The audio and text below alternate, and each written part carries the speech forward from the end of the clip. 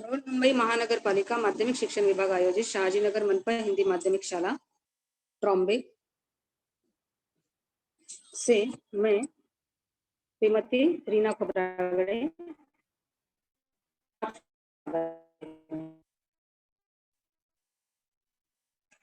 आज हम विज्ञान और प्रौद्योगिकी भाग 2 इस विषय के कुछ महत्वपूर्ण प्रश्न देख रहे हैं। विज्ञान और प्रौद्योगिकी भाग 2 ये एसएससी बोर्ड परीक्षा में 40 अंक का पेपर होता है, जिसमें कुल 4 प्रश्न होते हैं। आज हम प्रश्न क्रमांक 4 का प्रारूप देखने वाले हैं। क्रमांक 4 जो होता है यह 5 मार्क्स के लिए होता है। इसमें 2 प्रश्न, एक जीव विज्ञान से होता है और एक पर्यावरण से होता है, जिसमें से आपको कोई एक हल करना होता है, जिसके प्रश्न का स्वरूप कुछ ऐसा रहता है। तालिका पूरा करो, निम्न उदाहरण से स्पष्ट करो, चित्रों का निरीक्षण करके प्रश्नों का उत्तर लिखो, निर्देशित आकृति सह स्पष्ट करो, श्रृंखला को योग्य क्रम से लिखो, स्वमत में आप क्या करेंगे। कुछ इस प्रकार से प्रश्न आ सकते हैं। 2 प्रश्न रहेंगे, 2 में से आपको कोई एक हल करना है।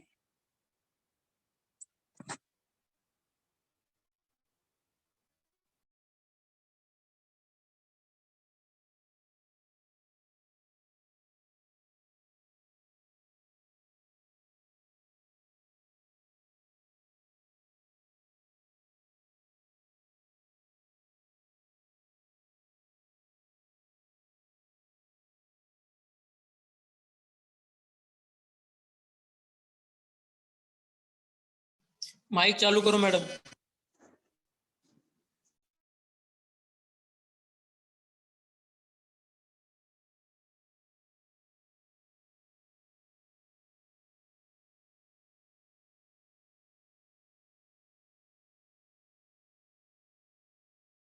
माइक चालू करो मैडम, माइक बंद हुआ आपका।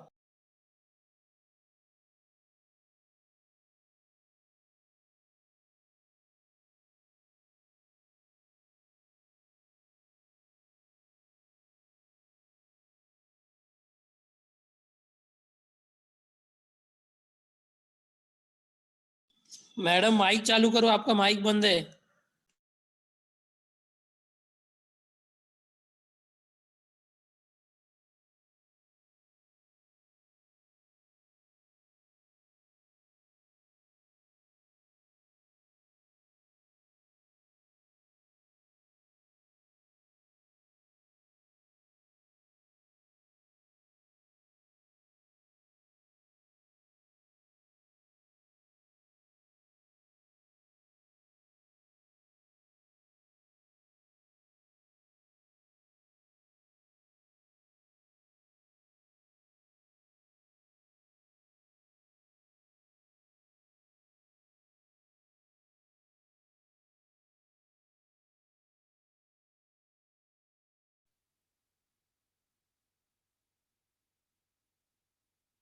ओके, तो फर्स्ट था आंख, सेकंड फेफड़े थे, हृदय, वृक्क, हड्डी, यकृत, अग्नाशय और त्वचा, ऐसे कुछ अंगों का हम दान कर सकते हैं। सेकंड क्वेश्चन है कि ये सारे अवयव जो है ये महत्वपूर्ण क्यों है। देखिए, यदि शरीर के ये जो अंग है ये अच्छी अवस्था में रहेंगे, स्वस्थ रहेंगे, तो हम भी स्वस्थ रह सकते हैं, अच्छे से खुशहाली से हम जीवन व्यापन कर सकते हैं। लेकिन यदि इन किसी भी कोई अंग में कोई कार्य ढंग से नहीं कर रहा हो और इसमें कोई भी प्रॉब्लम आ गई, तो उस व्यक्ति को जीवित रह पाना मुश्किल हो सकता है, या जीवन जीने में थोड़ी कठिनाई आ सकती है, यानी आसान जीवन जीना थोड़ा मुश्किल हो जाएगा। अब अगर किसी शरीर के अवयव में किसी पार्ट में कुछ प्रॉब्लम आ गया, तो हमें पता है कि हम डॉक्टर के पास जाते हैं, फिर वो ठीक करते हैं या ऑपरेशन वगैरह करके वो ठीक होता है। लेकिन कुछ जो पार्ट्स होते हैं उनको तो ठीक नहीं किया जा सकता, या बोलो उनको फिर से पुनः उत्पन्न भी नहीं किया जा सकता, जैसे कि मस्तिष्क वगैरह, इसको हम पुनः उत्पन्न नहीं कर सकते। तो ये सारे के सारे जो अवयव है ये अगर अच्छे से कार्य कर रहे हैं तो हम अच्छे से जीवन जी सकते हैं। और यदि इनमें कोई भी बिगाड़ आया, कुछ भी कार्य में कार्य करने में मुश्किल आई तो हमारे जीवन जीना मुश्किल हो सकता है, मृत्यु भी हो सकती है। और इसीलिए जीवन दुखदायक ना हो, इसीलिए ये सारे के सारे अंग जो है ये बहुत ही मूल्यवान है। फिर क्वेश्चन है कि इन दिनों मृत्यु के पश्चात अंगदान के बारे में जन जागृति क्यों बढ़ रही है? यानी अभी सबको लगता है हाँ मतलब हमें अंगदान करना चाहिए, तो ऐसा क्यों? देखिए बच्चों, अगर कोई दुर्घटना होती है या एक्सीडेंट वगैरह समझिए, अगर ऐसा कुछ होता है तो इसमें शरीर का कोई पार्ट अगर क्षतिग्रस्त हो जाता है, एक्सीडेंट में मान लीजिए पाँव हाथ कुछ भी क्षतिग्रस्त हो जाता है, तो उसको ठीक भी किया जाए तो वो अपने क्षमता से पूरा कार्य नहीं कर सकते। यानी फिर ऐसी स्थिति में उस व्यक्ति को जीवन जीना थोड़ा मुश्किल हो जाएगा। ऐसे कंडीशन में अगर उसको जो पार्ट प्रॉपरली वर्क नहीं कर रहा है वो पार्ट अगर उसे मिल जाए, अंग प्रत्यारोपण किया जाए, तो वो जरूरतमंद रोगी के लिए ये बहुत ही लाभदायक हो सकता है।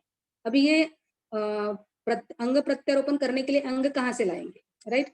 तो अगर किसी व्यक्ति की मृत्यु हो जाती है तो मृत व्यक्ति के शरीर के पार्ट तो हम लोग दफनाएंगे या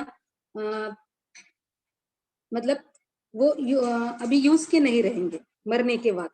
अगर वो अच्छी कंडीशन में है, व्यक्ति का मृत्यु हो गया लेकिन अगर उसके पार्ट जो है शरीर के, अभी जो हमने देखा हृदय, यकृत, त्वचा, अगर ये सब अच्छी कंडीशन में है तो जरूर व्यक्ति अगर हम ये दे दे तो ऐसे रोगी व्यक्ति का जीवन बचाया जा सकता है। और इसीलिए अंगदान के बारे में बहुत सारी सरकारी और कुछ सामाजिक संगठनाएं हैं जो जन जागृति अभियान चला रहे हैं।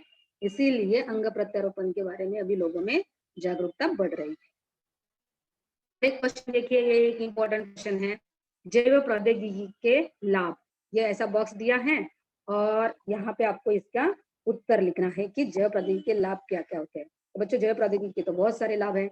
एक, कृषि उत्पादन में वृद्धि करने के लिए हमको पता है कि कम से कम जमीन में ज्यादा से ज्यादा कृषि उत्पादन में वृद्धि कैसे की जाए, ठीक है। जैव प्रौद्योगिकी का उपयोग करके हम ऐसे उन्नत फसलों का निर्माण करके कृषि उत्पादन बढ़ा सकते हैं। ऐसी फसलों का भी निर्माण कर सकते हैं जो पर्यावरण का आघात सहन सकते हैं। जैसे कभी एकदम से बारिश बहुत ज्यादा हो गई तो फसलों का नुकसान हो जाता है, या पर्यावरण में थोड़ा सा नमी भी आ गई तो नुकसान हो जाता है। अभी आपको पता है अभी आम का सीजन है, आम के पेड़ को अभी फूल आया हुआ है। अगर ऐसे कंडीशन में कुछ एकदम से पर्यावरण का टेम्परेचर बढ़ गया और एकदम से बादल आ गई तो वो फूल जो होता है उसका वो झड़ जाएगा। और अगर ऐसे में फूल ही नहीं रहेगा तो फल का प्रोडक्शन ज्यादा होगा क्या? नहीं होगा। तो ऐसे पर्यावरण में कुछ चेंजेस होते हैं। ये आघात सहने की अगर हम ऐसी फसल, ऐसी नस्लों का निर्माण करें कि जो पर्यावरण में चेंजेस होने के बाद भी अपने आप को टिकाए रहता है, तो ऐसे भी फसलों का हम निर्माण कर सकते हैं। पशु संवर्धन में ज्यादा दूध देने वाले पशु, ज्यादा अंडे देने वाली मुर्गियां, ऐसे नस्लों का भी निर्माण किया जाता है। ये भी जैव प्रौद्योगिकी का लाभ है। फिर जैव प्रौद्योगिकी का लाभ और कहाँ है? औषधि बनाने के लिए, जो मानव स्वास्थ्य के लिए हार्मोन्स है, किसी किसी में बहुत सारे हार्मोन्स प्रॉपरली वर्क नहीं करते तो वो हार्मोन्स देने के लिए, जैसे आपको मालूम है इंसुलिन वगैरह दिया जाता है मधुमेह के पेशेंट को। खाद्य टीके बनाने के लिए, या छोटे छोटे बच्चों को भी हम लोग जो न्यूबॉर्न होते हैं उनके लिए जो टीके बनाए जाते हैं, ये भी जैव प्रौद्योगिकी का ही यूज करके किया जाता है। या किसी भी बीमारी के बारे में जो भी टीका बनाया जाता है वह जैव प्रौद्योगिकी का इस्तेमाल करके ही किया जाता है। डीएनए फिंगरप्रिंटिंग हम सब जानते हैं, डीएनए का कोड यूनिक होता है, तो इससे अपराधी पहचानने के लिए और किसी बच्चे के माता पिता की पहचान करने के लिए भी डीएनए फिंगरप्रिंटिंग का यूज किया जाता है। तो ये भी जैव प्रौद्योगिकी का लाभ है। जनुकीय उपचार के लिए, जीन थेरेपी के लिए भी जैव प्रौद्योगिकी का लाभ है। और पर्यावरण के उपचार के लिए, पर्यावरण के उपचार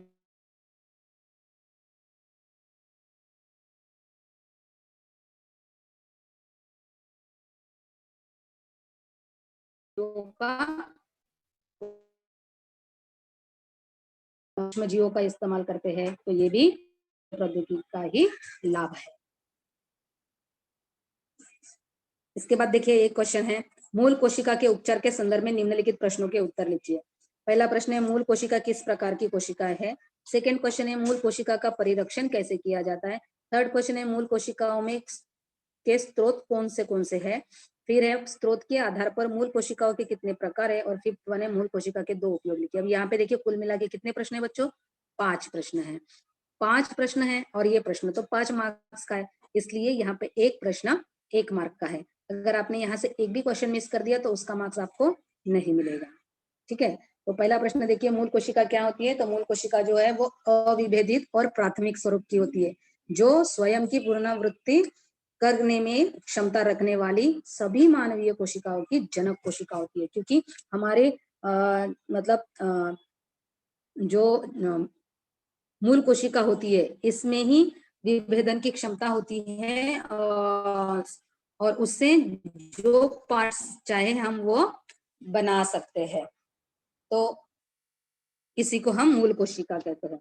अब मूल कोशिका का परिरक्षण किस प्रकार किया जाता है, देखिए बच्चों, मूल कोशिका कहाँ कहाँ होती है, गर्भनाल में स्थित रक्त में होती है, रक्त में होती है, अस्थि मज्जा में होती है, कोरक पुट्टी में होती है, भ्रूण कोशिका में होती है, इत्यादि जगह पर ये हमें यहाँ से मूल कोशिका प्राप्त होती है। अब अगर मूल कोशिका मिली तो उसका परिरक्षण करके रखना है, क्योंकि जरूरत पड़ने पर हम उसका यूज कर सके। ठीक है, तो इसको कैसे संग्रहित करके रखते हैं, इनको कुप्पियों में -135 डिग्री सेल्सियस से लेकर -190 डिग्री सेल्सियस तक कम तापमान पर द्रव रूप नाइट्रोजन में रखा जाता है, और इस प्रकार इसका परिरक्षण किया जाता है।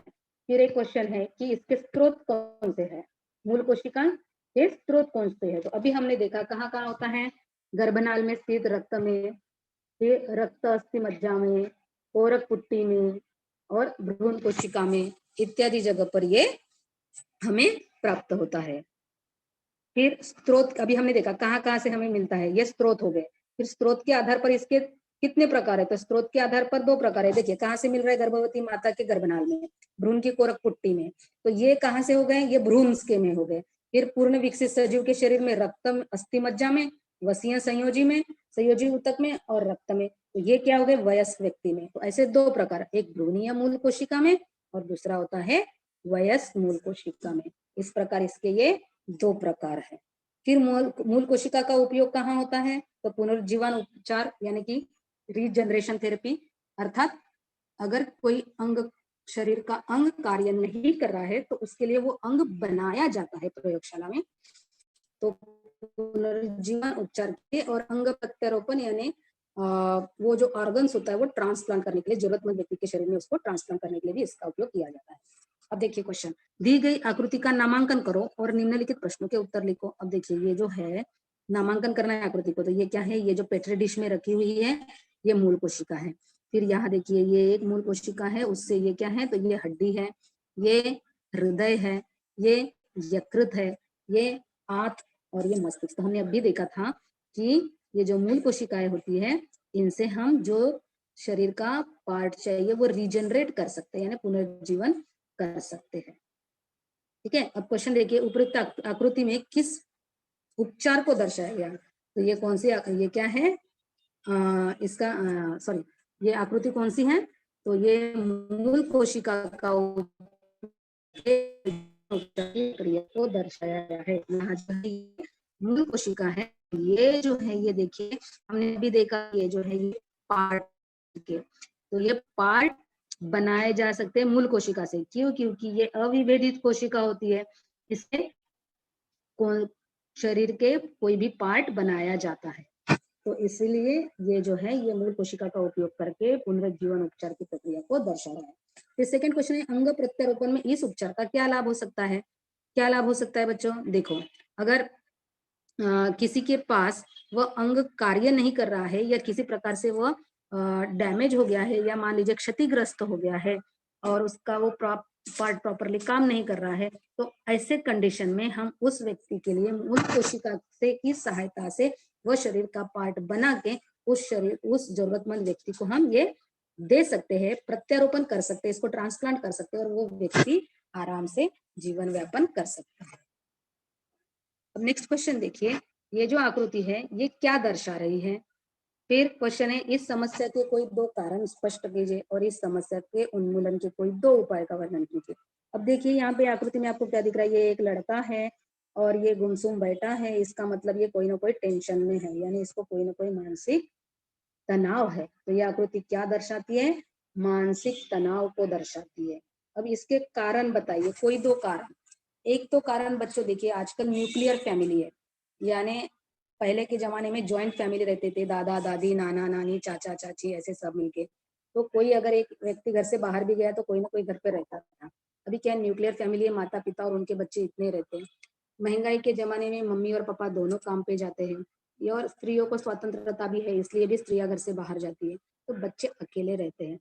ऐसे कंडीशन में वो अकेलापन महसूस करते हैं, तो ऐसे कंडीशन में भी उनको मानसिक तनाव आ सकता है।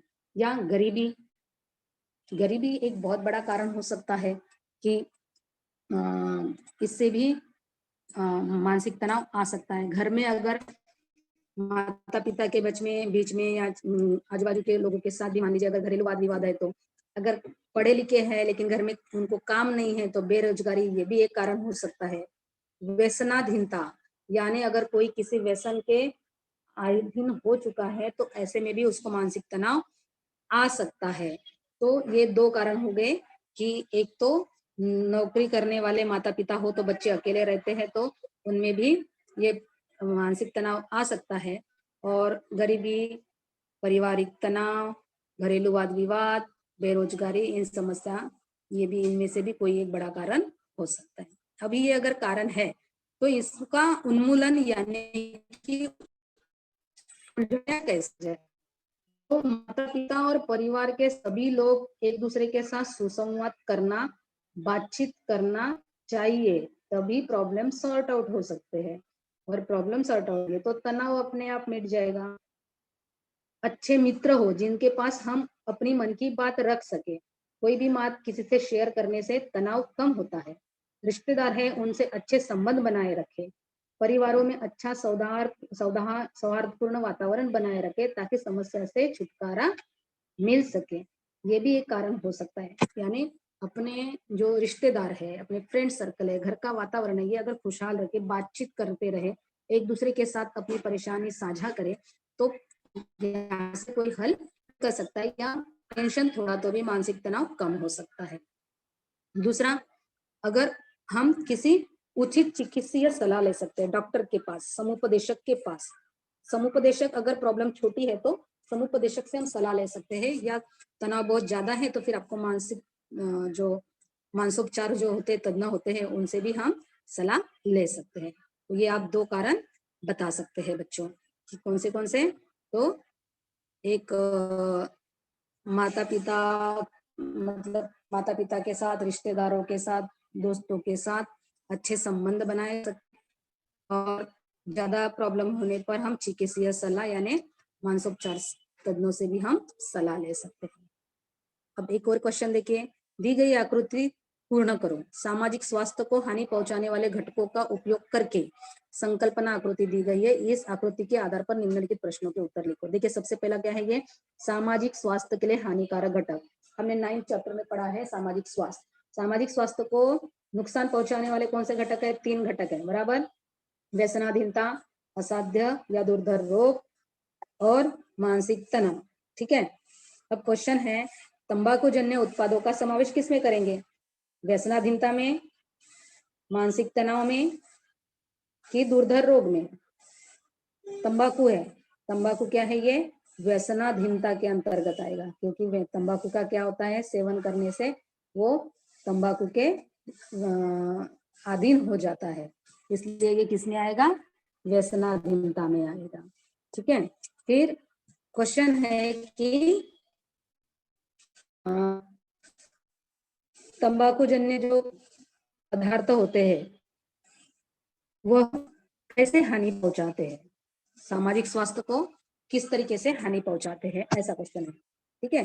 तो देखिए तंबाकू में जो क्या होता है, कैंसर जन्य पदार्थ, निकोटीन नाम का जो पदार्थ होता है वो कैंसर जन्य पदार्थ होता है, उससे तंबाकू खाने से कैंसर होता है, ये आप सब जानते हैं, क्योंकि हम अगर पिक्चर वगैरह भी देखने जाते हैं तो वहां पे चेतावनी दी जाती है कि तंबाकू मत खाइए, इससे कैंसर होता है, राइट। तो ये क्यों होता है? क्योंकि उसमें निकोटीन होता है जो कैंसर ये करता है। इसका सेवन करने से बड़े पैमाने पर व्यक्तिगत और सामाजिक स्वास्थ्य प्रभावित होता है। कैसे बच्चों? तो जो खाने वाला होता है वो भी व्यसन, तो उसको व्यसन के तो अधीन होता ही है, और उसको बार बार थूकने की आदत होती है, तो जिधर थूकेगा उधर गंदगी फैलती है, अस्वच्छता फैलती है, और फिर ऐसे लोगों के साथ भी लोग थोड़ा रहना पसंद नहीं करते हैं।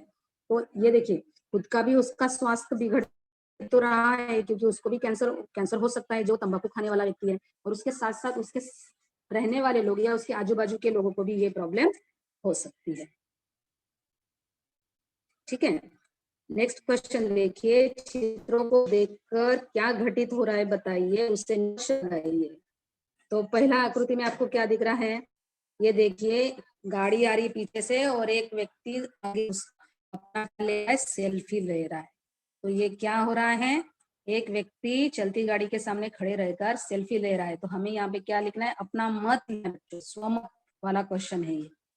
तो इस तरीके से चलती हुई गाड़ियों के मध्य खड़े रहकर सेल्फी खींचना, ये दुर्घटना को आमंत्रित देता है। एक्सीडेंट हो सकता है ना, तो ये दुर्घटना को आमंत्रित देना है। इस प्रकार सेल्फी खींचना जानलेवा हो सकता है, इसलिए ऐसा नहीं करना चाहिए। अब दूसरा देखिए, नीचे दिए गए चित्र में क्या निष्कर्ष लगा सकता है। देखिए, ये सिगरेट है, उसको नो बोला जा रहा है। फिर दूसरे में देखिए, ये बच्चा ड्रग्स ले रहा है, इंजेक्शन ले रहा है, नो कहा गया है। सिगरेट को नो कहा गया है। मद्यपान कर रहा है, उसको भी क्रॉस किया गया है, तो नो कहा रहा है। तो ये क्या है, सिगरेट में कैंसर जन्य पदार्थ होता है, निकोटीन, ये हमने अभी देखा था। तो इससे क्या प्राप्त होता है, तो ये जो व्यसन वाले जो पदार्थ है, सिगरेट, ड्रग, शराब, इनको ना कहा गया है, अर्थात इनसे दूर रहना है, यानी कि व्यसनाधीनता से दूर रहना चाहिए। यही हमें यहाँ से निष्कर्ष प्राप्त होता है, यानी व्यसनाधीनता पर नियंत्रण रखने का संदेश देता है। क्योंकि अगर हम व्यसनाधीन रहेंगे तो हमारा और समाज का स्वास्थ्य दोनों प्रभावित होते हैं। नीचे दी गई आकृति में किस मानसिक बीमारी को दर्शाया गया है, इस आकृति के माध्यम से आप कौन सा सामाजिक संदेश देना चाहेंगे। ये देखिए बच्चों, यहाँ पे एक्सीडेंट हुआ है और लोग उसकी सेल्फी निकाल रहे हैं। इसके बजाय हमें क्या करना चाहिए, ये हम सब जानते हैं कि उसका सेल्फी निकालने के बजाय हमें पहले उसको हॉस्पिटल पहुंचाना चाहिए, उसको प्राथमिक उपचार देना चाहिए, ये अति आवश्यक है। लेकिन लोग यहाँ पर संवेदन शून्य होकर उसकी फोटो खींचने में व्यस्त है। तो यहाँ पे कौन सी बीमारी, मानसिक बीमारी दर्शाई गई है, असंवेदनशीलता। यहाँ पे ये मानसिक बीमारी दर्शाई गई है। हम सेकंड पॉइंट में बोला है कि कौन सा सामाजिक संदेश देना चाहेंगे, तो हम क्या सामाजिक संदेश देंगे कि अगर किसी व्यक्ति की एक्सीडेंट हो जाए, दुर्घटना हो जाए, तो उसके फोटो निकालने के बजाय उसकी मदद कीजिए, आजू बाजू की भीड़ को कम कीजिए, और हो सके तो डॉक्टर को बुलाइए, एम्बुलेंस को कॉल कीजिए, 100 या 108 पर कॉल करके एम्बुलेंस बुलाइए, उसको हॉस्पिटल पहुंचाइए। हम ये कर सकते हैं या हमें ये करना चाहिए, ये संदेश मिलता है। नेक्स्ट क्वेश्चन देखिए, नीचे दी गई आकृति का निरीक्षण करो और प्रश्नों के उत्तर दो। लड़का भोजन करते हुए, नीचे दिए गए चित्रों में लड़का भोजन करते हुए मोबाइल देख रहा है, क्या ये उचित है या अनुचित है, कारण के साथ स्पष्ट कीजिए। ठीक है, अब यहाँ पे ये जो लड़का है, ये मोबाइल देख के खाना खा रहा है, ये उचित है कि अनुचित है, ये हम सब जानते हैं कि ये अनुचित है। क्यों, यहाँ पे बोला है कारण के साथ स्पष्ट कीजिए। तो क्यों नहीं हमें मोबाइल देखते देखते या टीवी देखते देखते खाना खाना चाहिए बच्चों, क्योंकि जब हम भोजन करते हैं तो हमारा पूरा ध्यान भोजन की ओर होना चाहिए। अन्न के ओर विनम्रता पूर्वक देखकर ही भोजन करना चाहिए। भोजन को चबा चबा कर खाना चाहिए, इससे पाचन उचित ढंग से होता है। इसीलिए कहावत है बच्चों, जैसा अन्न वैसा मन। इसीलिए बच्चों ध्यान में रखिए, खाना खाते वक्त भोजन के तरफ पूरा कंसंट्रेट करके पूरा विनम्र से भोजन कर। ये क्वेश्चन है कि आप प्रश्न है, इन प्रश्नों के उत्तर कोई एक इसी तरीके से आपको कोई प्रश्न आएंगे, तो कोई एक क्वेश्चन सॉल्व करना पड़ेगा। एक जो होगा वो आपका बायोलॉजी के क्वेश्चन होगा और एक पर्यावरण का होगा। अब पहले देखिए, नीचे दिए गए प्राणियों के वर्ग को पहचानो तथा प्राणियों की विशेषता लिखो। अब वेल देखिए, वेल क्या है, हमें लगता है कि वेल फिश है, लेकिन वेल क्या है, वेल फिश नहीं है बच्चों, हम सब जानते हैं वेल क्या है, एक स्तनधारी प्राणी है। कौन सा प्राणी है, स्तनधारी प्राणी है। पेंगुइन, पेंगुइन एक पक्षी, सर यानी रेंगने वाले प्राणी है। टोड, टोड जो होते हैं ये उभयचर है। और समुद्री घोड़ा क्या है, ये हमें लगता है कि घोड़ा है, लेकिन समुद्री घोड़ा यानी ये आता है मत्स्य वर्ग में। ठीक है, तो अभी देखिए हमें एक एक की विशेषता भी बतानी है। वेल जो है वो क्या है, स्तनधारी प्राणी है। तो स्तनधारी जो प्राणी होते हैं वह विविपोरस यानी कि बच्चों को जन्म देते हैं। इनके स्किन बाल होते हैं। फिर पेंगुइन क्या है, पक्षी है। पक्षी के हमें एक यहाँ पे ये बताना है कि विशेषता बतानी है। तो पक्षी वर्ग के जो प्राणी होते हैं, यह जो होते हैं उष्ण रक्त वाले होते हैं बच्चों। फिर दूसरा जो है सर्प ये रेंगने वाले प्राणी हैं। फिर थर्ड वन जो है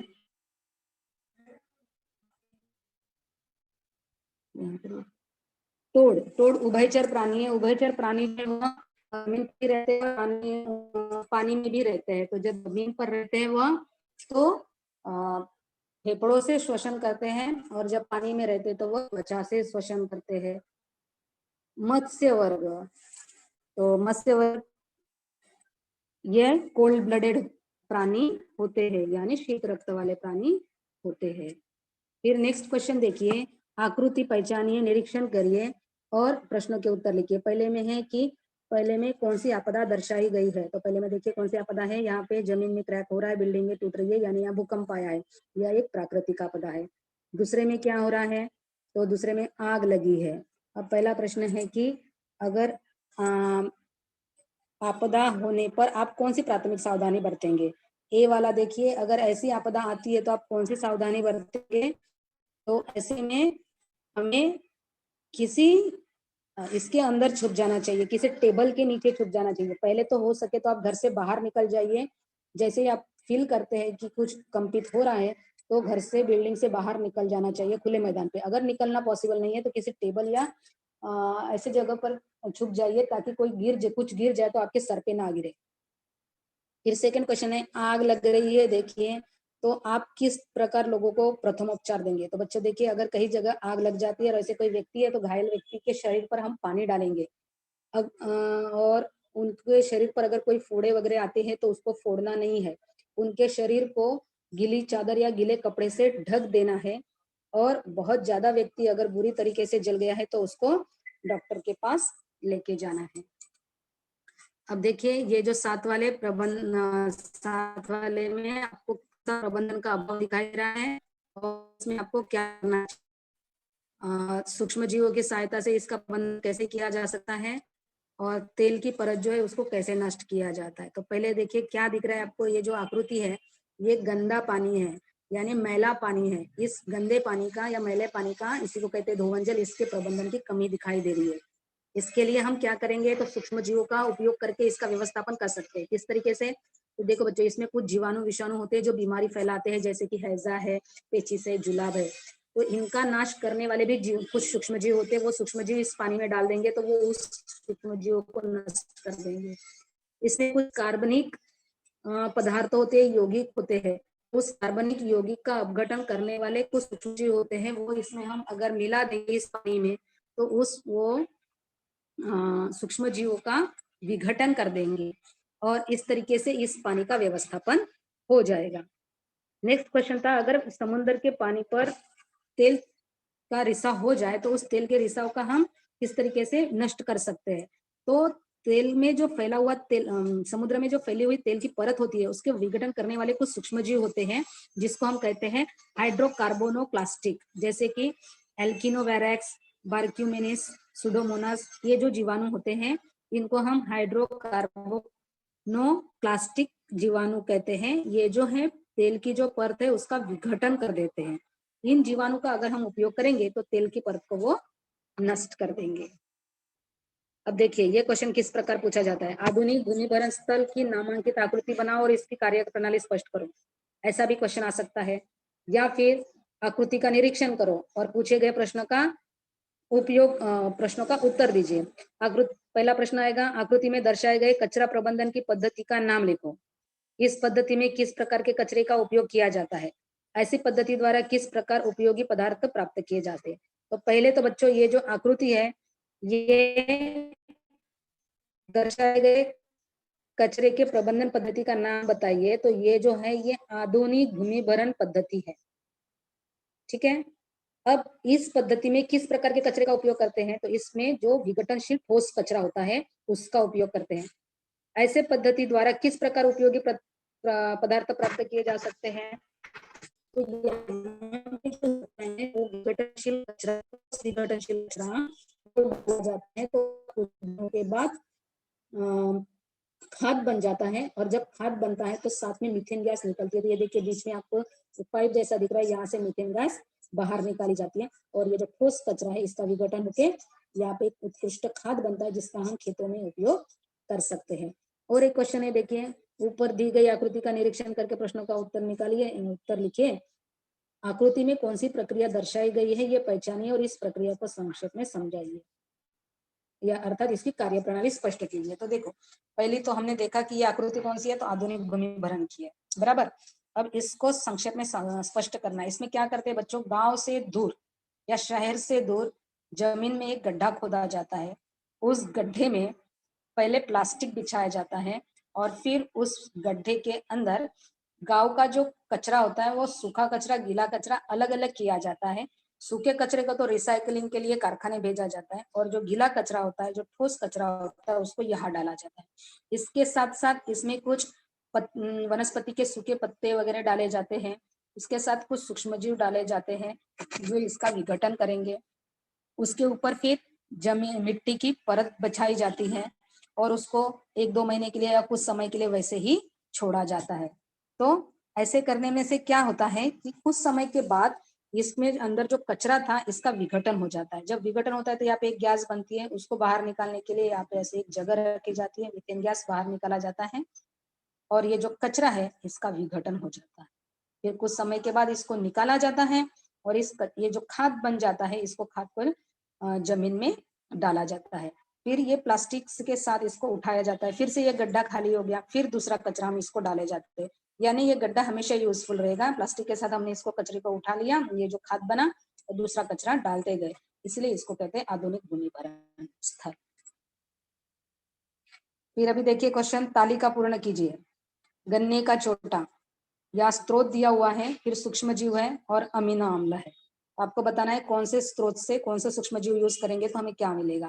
तो अमीनो अम्ल में देखिए साइट्रिक अम्ल प्राप्त करने के लिए हम क्या करते हैं, गन्ने का चोटा लेते हैं, लेकिन गन्ने के चोटे में कौन सा सूक्ष्म जीव मिलाएंगे, एस्परजिलस नाइगर।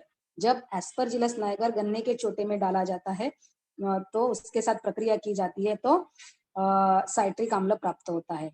छोटे और कार्नस्ट्रिप लिका में अगर लैक्टोबैसिलस डेलब्रुकी डालेंगे, इनमें मिलाएंगे तो हमें लैक्टिक अम्ल, ये अमीनो अम्ल मिलता है। कॉन्स्ट्रिप लिका में अगर हम एस्परजिलस इटकाइनिस डालते हैं तो इटाक्निक अम्ल प्राप्त होता है। ये आपका देखिए छठे चैप्टर के क्वेश्चंस हैं। प्रकार दिया है, उसकी विशेषता और उदाहरण लिखना है। तो चक्रमुखी की क्या विशेषता है।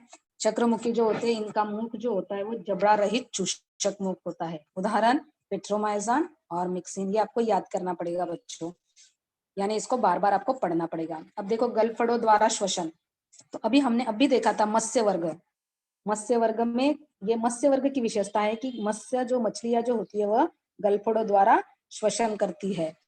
तो इसका उदाहरण पॉपलेट, समुद्री घोड़ा और शार्क। ठीक है, फिर उभयचर में हमने अभी देखा था उदाहरण तोड़ देखा था हमने अभी, तोड़, मेंढक, सैलामेंडर, ये उसके उदाहरण है। इसकी विशेषता क्या है, तो इनकी जो त्वचा होती है वो मृदु होती है और बाह्य कंकाल नहीं होता है। इनकी त्वचा मृदु की होती है क्योंकि जब ये पानी में रहते हैं तो ये त्वचा से श्वसन करते हैं।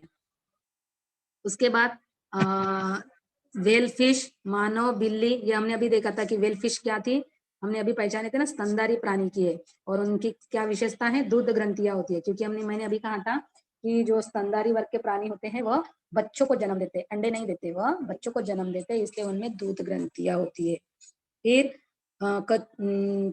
शीत रक्त वाले प्राणी, कौन शीत रक्त वाले होते हैं, सरीसृप वर्ग के प्राणी जो होते हैं वह शीत रक्त वाले होते हैं। जैसे कि अभी हमने देखा सांप, कछुआ, छिपकली, ये जो होते हैं ये सरीसृप वर्ग के प्राणी है और ये हमेशा शीत रक्त वाले होते हैं।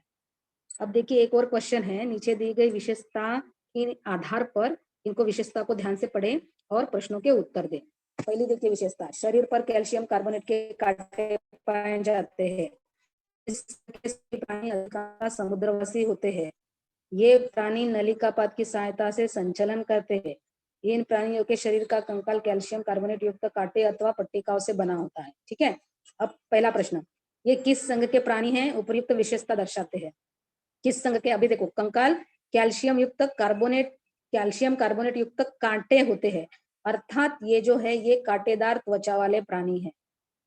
ठीक है, फिर उसके बाद बोला गया इस संघ की कोई एक विशेषता, एक उदाहरण बताइए। तो जो कांटेदार त्वचा वाले होते हैं, हमेशा ध्यान में रख लेना बच्चों, सितारा मछली जो है ये कांटेदार त्वचा में आती है। अगर आपने सितारा मछली देखे होंगे, प्रयोगशाला में होती है, तो उसके ऊपर कांटे कांटे जैसा होता है। फिर और उदाहरण है सियार, चीन, सीख कुंबर, ये जो है ये उसके उदाहरण है। प्राणियों का वर्गीकरण इन नई पद्धति में किन मुद्दों की सहायता से प्राणियों का वर्गीकरण किया जाता है? ये एक मार्क के लिए भी क्वेश्चन आता है कि प्राणियों का वर्गीकरण करते समय, नई पद्धति में प्राणियों का वर्गीकरण करते समय किस मुद्दों का ध्यान में रखा जाता है? तो इसके लिए रचनात्मक संगठन, शारीरिक सम्मिति, देह गुहा इत्यादि घटकों का, इत्यादि मुद्दों की सहायता से प्राणियों का वर्गीकरण किया जाता है। कौन से? रचनात्मक संगठन, शारीरिक सम्मिति, देह गुहा इत्यादि। ये मार्च 19 का क्वेश्चन पेपर है बच्चों। देखिए, मेरा संघ, मेरा वर्ग पहचानिए और एक एक उदाहरण लिखिए। मुझ में दुग्ध ग्रंथियां, स्रवित ग्रंथियां होती है, बाह्य कंकाल बालों के स्वरूप में होता है। दुग्ध ग्रंथियां किसमें होती है? सिर्फ स्तनधारी प्राणी वर्ग में होती है। तो ये हो गए स्तनधारी वर्ग प्राणी। उसके बाद, पृथ्वी पर मेरे संघ के प्राणियों की संख्या सबसे अधिक है। द्विपार्श्व सममिति के साथ बाह्य कंकाल काइटिन युक्त होता है। मेरे संघ के प्राणियों की संख्या सबसे अधिक होती है। कौन से होते हैं? ध्यान रखना, सबसे ज्यादा कीड़े मकोड़े इस पृथ्वी पर सबसे ज्यादा है। और कीड़े मकोड़े किसमें आते हैं?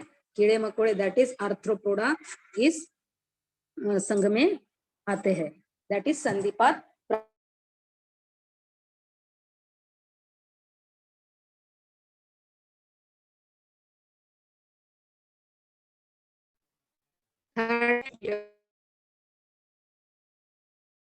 छोटी आंत में कौन से रहते हैं? तो गोल कृमि होते हैं। गोल कृमि होते हैं, एस्कैरिस जिसको हम कहते हैं, वो होते हैं। इसको हम पेट का कीड़ा भी कहते हैं। ये परजीवी है बच्चों, जो शरीर में हमारी छोटी आंत में पाए जाते हैं। और भी एक उसका उदाहरण है लोआ लोआ या आंखों का परजीवी। तो इस तरीके से भी देखिए, एक एक मार्क के लिए एक एक प्रश्न आता है। एक एक मार्क के लिए एक एक प्रश्न आएगा, तो आपको एक एक प्रश्न का उत्तर लिखना है। और आप हर एक प्रश्न को आप अटेम्प्ट करते जाना है। जितना हम उतने हम ले पाएंगे। अगर हमारा एक भी प्रश्न छूटता है तो हमारा एक भी प्रश्न एक मार्क चला जाता है। इसलिए एक भी क्वेश्चन छोड़ना नहीं है, आपको सभी प्रश्न हल करना है। बहुत ही आसान है, साइंस 2 का paper as compare to science 1 बहुत आसान होता है। तो इसलिए सभी प्रश्नों को हल कीजिए। सभी प्रश्न, एक भी प्रश्न को छोड़िएगा मत, सभी प्रश्नों को हल करने की कोशिश कीजिएगा। सो आई होप आपको आज का लेक्चर सभी प्रश्न समझ में आए। हमने कुछ इंपॉर्टेंट प्रश्न देखे हैं। अगर इससे रिलेटेड आपको कोई क्वेरीज है तो आप मुझे पूछ सकते हैं।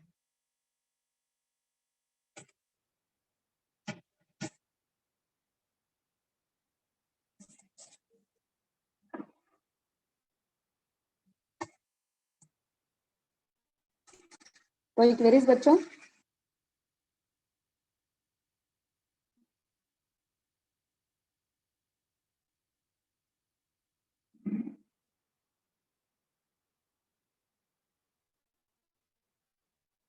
किसी को कोई प्रश्न है?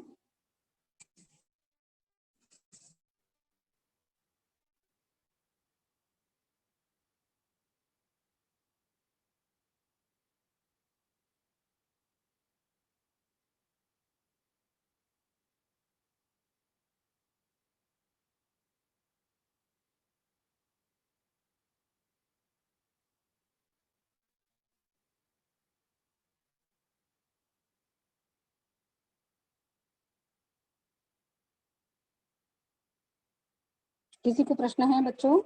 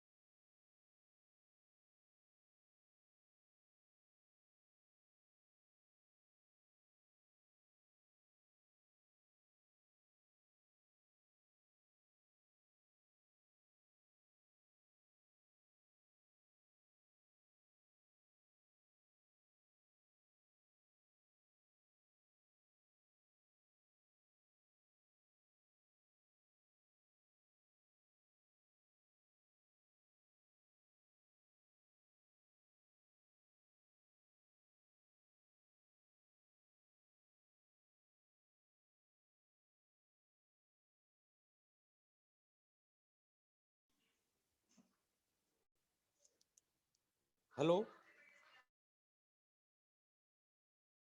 Hello hello.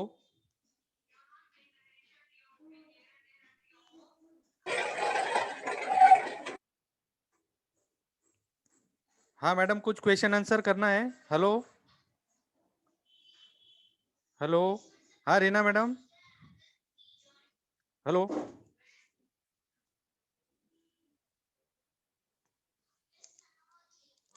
Hello hello.